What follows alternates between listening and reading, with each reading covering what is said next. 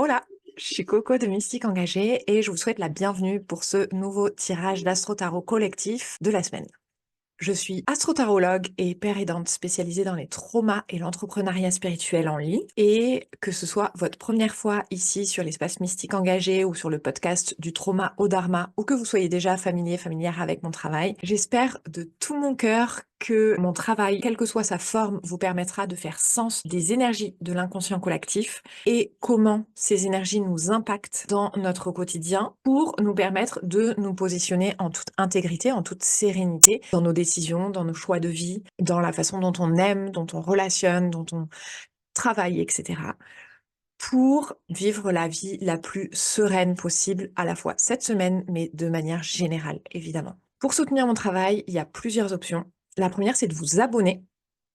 La deuxième, c'est de partager cette vidéo à une personne, à un de vos proches qui pourrait en bénéficier. Vous pouvez aussi commenter un petit cookie pour faire grandir cette communauté et favoriser l'algorithme. Et enfin, vous pouvez aussi faire un don pour soutenir mon travail et la création de contenu dans le lien qui sera dans la description. Et enfin, je vous rappelle aussi que ces tirages collectifs hebdomadaires sont l'endroit pour moi de vous transmettre des interprétations qui soient générales et qui soient donc pas appliquées au domaine dans lequel ces énergies vont se produire, avoir lieu, avoir des effets dans votre thème astral, votre thème HD, selon la maison, enfin selon votre ascendant, etc. Il va y avoir des spécificités qu'on pourrait voir ensemble en séance individuelle ou si vous êtes intéressé pour être formé à l'astro-tarot et à l'appliquer dans votre quotidien, que ce soit dans la façon dont vous vous organisez, la façon dont vous utilisez votre temps, dont vous relationnez et où vous développez votre activité. Alors, dans ce cas-là, je vous invite à me contacter et à réserver déjà une première séance, sachant que, quels que soient les outils que j'utilise, que je transmets, l'approche est toujours trauma informée. C'est une approche qui permet d'être holistique, de prendre en compte à la fois la façon dont notre corps réagit, notre esprit et aussi de manière plus générale notre âme, notre part divine. Je vous embarque tout de suite avec l'interprétation du Du tarot. trauma au dharma.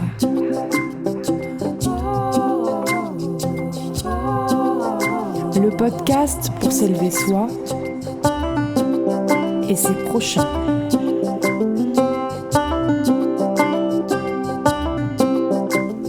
Où développement personnel et spirituel devient social et politique.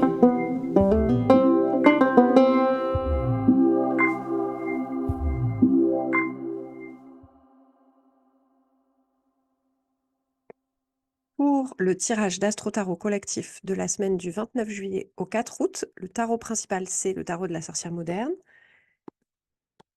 Et le tarot clarificateur, The Light Seer's Tarot.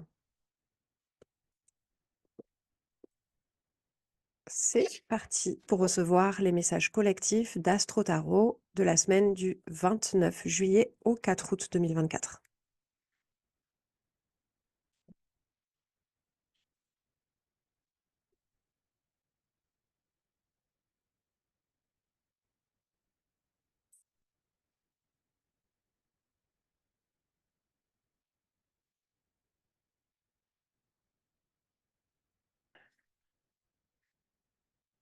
L'énergie principale de la semaine, la grande prêtresse.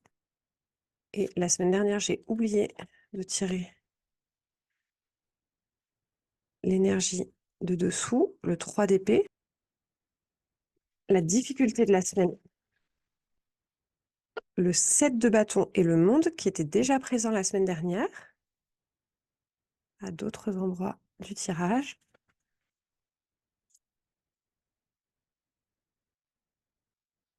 Ouh là,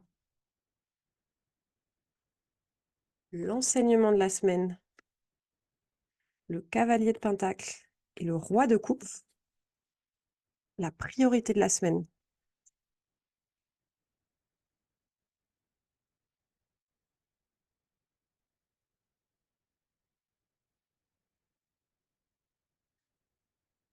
Priorité de la semaine, le 5 de coupe.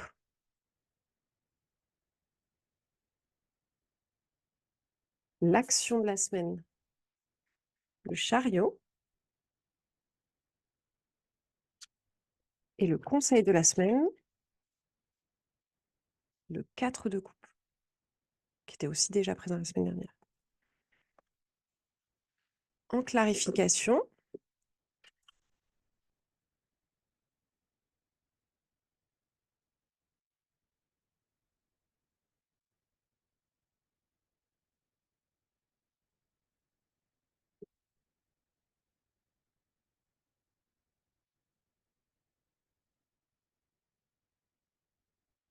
la clarification de l'énergie principale de la semaine, le 7 d'épée.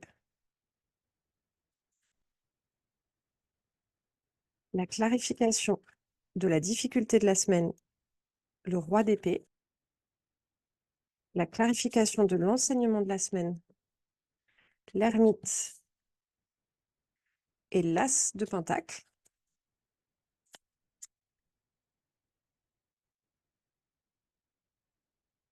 La clarification de la priorité de la semaine,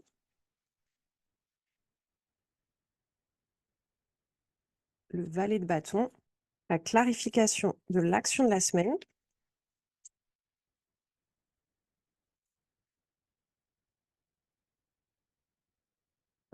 le 3 d'épée qui ressort là.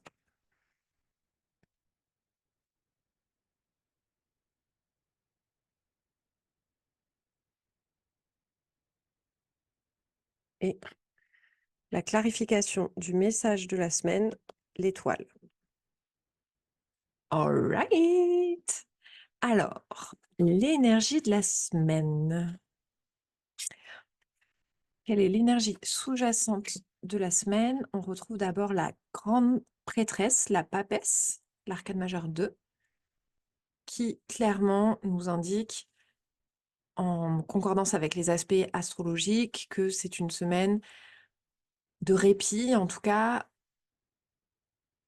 où le ralentissement est à l'honneur. On peut créer l'espace en nous de recevoir la sagesse de nos émotions, de notre inconscient, un temps pour processer, pour méditer, pour écouter. Et aussi pour cultiver la confiance que c'est depuis cette place d'union qui ne sépare pas l'être du faire, le repos de la productivité, le spirituel du matériel, l'intime du politique, qu'on pourra véritablement changer les choses à la fois au niveau individuel et collectif. Le 3 d'épée, c'était la carte qui était sous-jacente, qui revient aussi en clarification de l'action de la semaine, donc à la fois en énergie principale et en action, donc c'est clairement la focale de la semaine, de penser ses blessures, mais pas de les penser, de les rationaliser, pas d'essayer de les expliquer, de leur donner du sens, mais de partir à l'inverse du principe que nos réactions, nos émotions, nos blessures ont un sens, qui nous appartient de le révéler et surtout de le laisser émerger à la surface, en même temps que les émotions qui n'ont pas été processées. Donc cette semaine, c'est la dernière semaine d'influence de la nouvelle lune en Cancer, avant la prochaine nouvelle lune qui aura lieu dimanche 4 août. C'est une semaine qui est particulièrement lunaire. On retrouve aussi des influences cancériennes avec le chariot, notamment dans l'action de la semaine, et qui invite à se focaliser sur la réparation intérieure et à nous reconnecter à nos émotions, et particulièrement celles qui sont difficiles à ressentir. Et pour ça, un soutien peut être bienvenu. L'idée, c'est pas de se retraumatiser ou de bypasser des émotions douloureuses. Si on n'a pas les capacités, c'est OK, on construit les capacités en solidarité avec d'autres personnes. L'idée, c'est pas de s'autosuffire, c'est une réaction traumatique d'ailleurs, de s'autosuffire, de pouvoir tout faire tout seul, particulièrement dans les familles narcissiques. Enfin, on pourra revenir là-dessus. Donc clairement, cette semaine, c'est une semaine de préparation à l'ouverture, à la générosité du cœur que prescrit ou qu'encourage le lion dans notre expression personnelle. Et donc, avant cette nouvelle lune en lion, c'est peut-être le moment de faire la place au deuil qui n'a jamais pu être fait et surtout de devenir plus tendre, plus doux envers nous-mêmes, sans nous isoler ni nous-mêmes, ni des autres, ni de Dieu. En clarification de l'énergie de la semaine, le 7 d'épée, qui parfois renvoie à la trahison, mais aussi à la malhonnêteté, à la cachotterie. Et là, ce qui me vient en clarification, c'est vraiment ce besoin d'être sincère avec nous-mêmes cette semaine, de nous libérer de la culpabilité, de la honte qui nous pèse encore et qui nous fait nous isoler ou nous sentir isolés. Et de reconnaître aussi entre nous et nous, là où on a été trahi, là où on a triché nous-mêmes, là où on a encore, ou peut-être qu'on porte encore des masques pour pouvoir éviter de souffrir, justement. Et faire cet inventaire, ça nous permettra justement de nous préparer à fonctionner différemment, en toute intégrité, sans avoir besoin de cacher des parts de nous dont on pourrait avoir honte ou qui pourraient ne pas être acceptées, acceptables et qui ne l'ont certainement pas été par le passé. Ensuite, en challenge, en obstacle, en difficulté de la semaine, donc de quoi on a besoin de se libérer pour avancer ou pour vivre sereinement cette semaine, c'est le 7 de bâton qui est ressorti en premier. Donc clairement, la difficulté, elle peut être à se demander si toutes ces épreuves valent le coup, si ce qu'on a entrepris vaut la peine.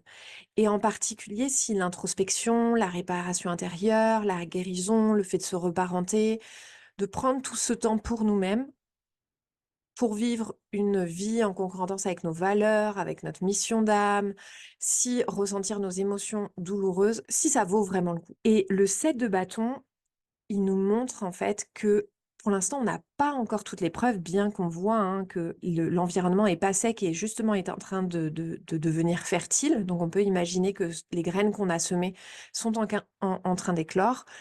Là, pour l'instant, on n'a pas encore de visibilité sur les preuves que ce travail, ces épreuves valent le coup d'être poursuivies. Et justement, le 7 de bâton, il indique qu'on a besoin de trouver la force en nous, de continuer et d'être soutenu aussi dans ce temps liminal, dans ce temps intermédiaire où tous nos efforts n'ont pas encore, à nos yeux en tout cas, porté leurs fruits pour pouvoir persister. Ce qui me fait dire que c'est certain que ça vaut le coup, c'est aussi que le 7 de bâton est accompagné de l'arcane majeur 21 qui clôture le cycle de l'arcane majeur, donc qui clôture aussi le pèlerinage du mat avant le prochain, et qui symbolise la victoire, l'arrivée, l'accomplissement. C'est une façon de nous rappeler que la lumière est toujours au bout du tunnel et que si la lumière n'apparaît pas, c'est qu'on n'est pas au bout du tunnel. Et qu'on n'a pas besoin de traverser ce tunnel seul. C'est ça la grande différence avec les épreuves, c'est la façon dont on va pouvoir les vivre, accompagnés ou non. Est-ce qu'on va puiser dans notre résilience, qui parfois, du fait de tout ce qu'on a vécu, va nous épuiser. En fait, nos ressources ont déjà été épuisées. Et faire des burn-out à 20 ans, à 30 ans, à 40 ans, c'est bien la preuve, c'est pas la preuve d'une incapacité, c'est la preuve que notre environnement n'est pas solidaire, n'est pas adapté à ce dont nous avons besoin et on a besoin de plus de soutien. Et reconnaître ces soutiens-là, c'est déjà commencer à mettre en place un mode de vie, une société à la fois intérieure et extérieure qui soit compatible avec ses besoins et qui soit plus justement dans l'aliénation de nos besoins. Donc je vous le disais, c'est une semaine de clôture entre deux nouvelles lunes. C'est aussi une semaine pour célébrer nos accomplissements et nous avertir que d'autres challenges, d'autres enseignements, d'autres victoires sont à venir. Parce que la couronne, là, elle symbolise une forme de continuité quand même, entre où on est et où on souhaite aller. Et on peut être certain que après le 21, le 0, le mat revient, on peut être certain que ce ne sera pas un chemin linéaire et qu'il sera encore semé d'embûches. Surtout avec le roi d'épée qui, fort de sa vérité, d'une connaissance certaine acquise par ce précédent cycle, que ce soit le cycle astrologique là, de la nouvelle lune ou plus précisément aussi le cycle de Pluton en Verseau. La difficulté là, avec le roi d'épée, ça pourrait justement être dans l'expression de nos idéaux, dans le fait de risquer de paraître distant, froid, et isolé dans l'expression de nos envies, de nos besoins, pour être au service de la vérité et de l'intégrité, finalement, de se couper des autres.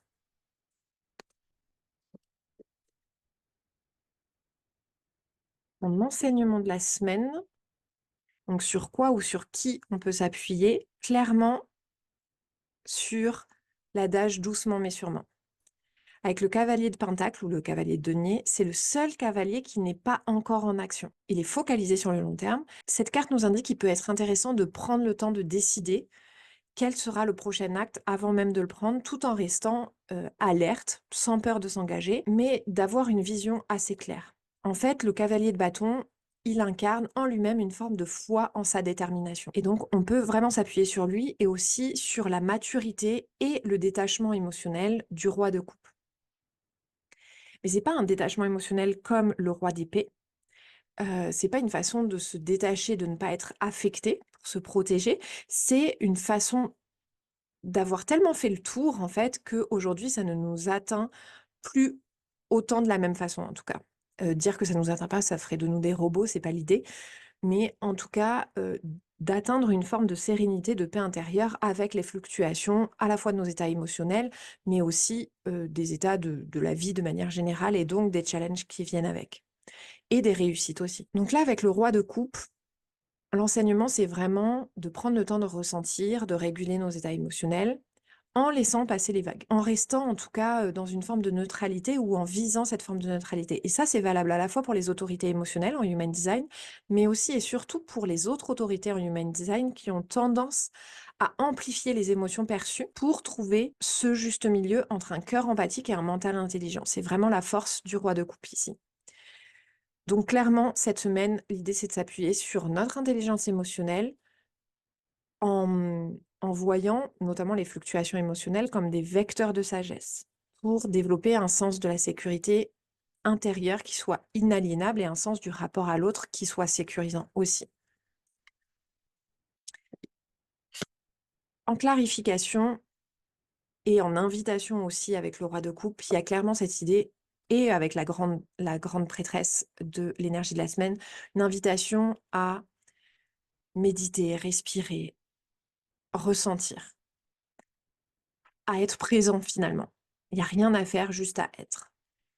En nous détachant aussi des soucis extérieurs, matériels, superficiels. C'est essentiel de revenir à l'intérieur, de nous familiariser avec notre propre présence, de nous remplir de nous-mêmes dans le silence, dans cet état de sérénité, de paix intérieure. En gros, clairement, cette semaine, on a besoin d'espace, de temps, de douceur, de mystère aussi pour reconnecter, retrouver notre lumière. Et c'est le moment aussi de passer du temps avec nous-mêmes et ou avec un guide, un thérapeute, un accompagnant qui puisse nous faire apprécier cette présence à nous-mêmes et justement nous faire passer d'une saveur d'isolement du 3 d'épée à une saveur de solitude choisie. Et c'est seulement à partir de ce moment-là et depuis cette place-là qu'on pourra poser de nouvelles intentions, de nouvelles ambitions, lancer de nouveaux projets et créer un nouveau système stable et pérenne. J'ai la forte intuition que vraiment, cette semaine, en tout cas à partir de ce week-end, on pourra se souvenir de ce moment, de cette semaine, comme un moment pivot dans notre année. Le moment où finalement, on a eu les ressources de se lancer, finalement eu les ressources d'aller de l'avant, etc. C'est la preuve aussi que ces moments de repos, ces moments d'introspection sont des moments déterminants dans le fait de vivre un rapport libre et libéré des urgences du monde. La priorité de la semaine, le 5 de coupe.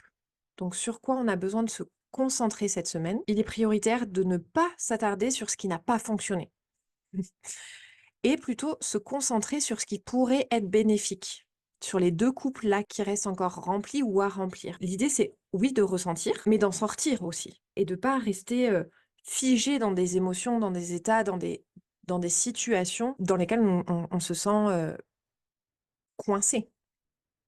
L'idée, c'est vraiment d'inviter le flow de la vie.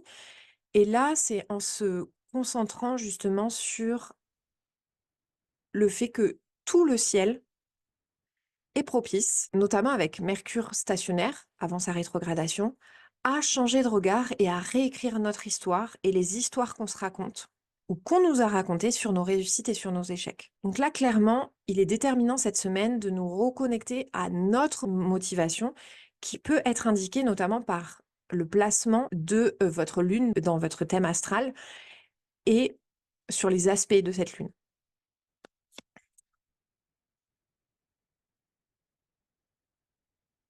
En clarification, le valet de bâton, qui revient régulièrement ces dernières semaines, on sent vraiment cette énergie de « allez, on y va » quoi, et de nous aventurer dans ce qui nous donne envie, sans trop réfléchir, dans ce qui est facile, dans ce qu'on croit être facile aussi, parce qu'il y a une forme d'insouciance qui est associée au valet, et de nous laisser inspirer par cette créativité débordante, et en nous rappelant que c'est en faisant qu'on apprend et que le système va se mettre en place à partir du moment où on va avoir un momentum qui va être mis en place.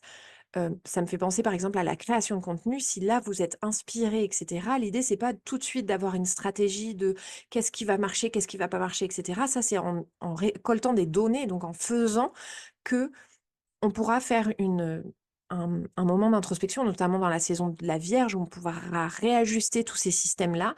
Là, l'idée, c'est d'y aller, de nous exprimer, de tester, d'essayer ce qui nous va, ce qui nous va pas, et cetera. Et c'est aussi arrêter de nourrir l'illusion, qui peut être l'un des challenges de la semaine, l'illusion qu'on saurait avant de faire, qu'on aurait un système déjà tout établi, bien fonctionnel, qui rapporte des clients réguliers, des revenus réguliers, une sérénité régulière ou sans ajustement, sans rien essayer et sans rien réajuster. Ça, c'est vraiment quelque chose dont on a besoin de se libérer. Donc cette semaine, on se concentre sur ce qui est facile, ce qui est fun, sans forcément se préoccuper des conséquences. Il y aura un autre temps pour ça, c'est pas cette semaine. Et l'action de la semaine, justement, quel prochain acte on peut poser? Le chariot. Le chariot, il indique ce passage à l'avant, mais il demande quand même une forme de clarification de notre vision qui relie le cœur et l'esprit, ou le cœur et la tête.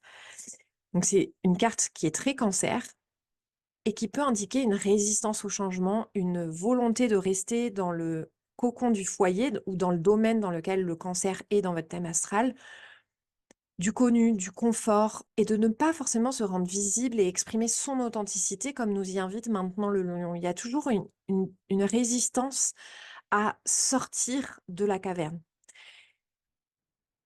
On peut se poser les questions, notamment cette semaine, comme c'est une semaine d'introspection, comment on aimerait être perçu, d'interroger notre futur nous, ce nous authentique qui s'exprime, qui vit pleinement sa vie. Comment on aimerait être perçu, comment on aimerait nous percevoir, comment on aimerait se rappeler de nous, comment on aimerait que les autres se rappellent de nous, quel héritage on aimerait léguer à toutes les personnes qui croisent notre chemin, comment on aimerait être un bon ancêtre ici et maintenant finalement. C'est une façon un peu plus précise de se poser la question de pourquoi on est sur Terre finalement et de qu'est-ce qui est important pour nous. Clairement, cette semaine, on a besoin de clarifier notre vision et ce qui a du sens pour nous. Et ça facilitera ensuite toutes nos prises de décision, nos prises d'actes par la suite.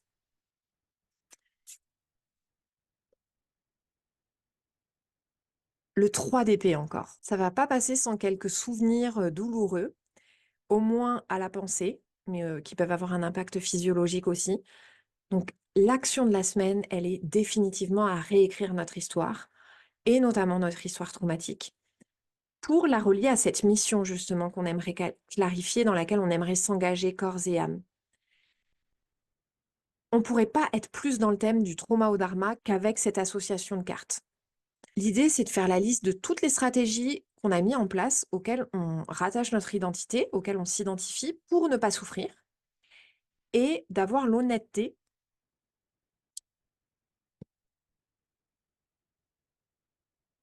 de se demander si ça fonctionne, ça continue de fonctionner aujourd'hui ou pas. Si ça nous mène là où, justement, notre futur soi veut aller, ou est déjà, finalement.